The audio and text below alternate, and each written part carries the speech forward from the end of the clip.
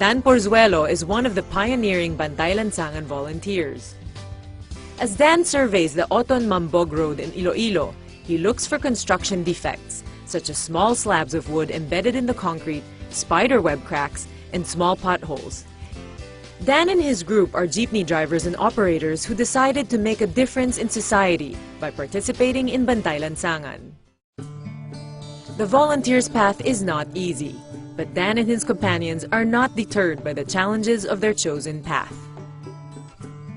Curbing corruption and ensuring that their poor quality roads are reconstructed according to the correct design and specifications is not an easy journey.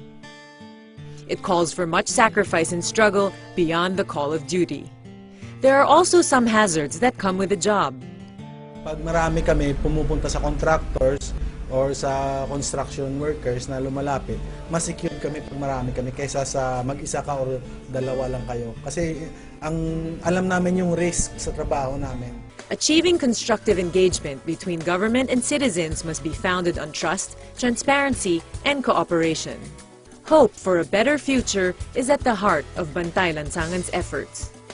Hope steers the courageous volunteers to endure the treacherous road of monitoring, moving citizens and government to engage with one another to transform society.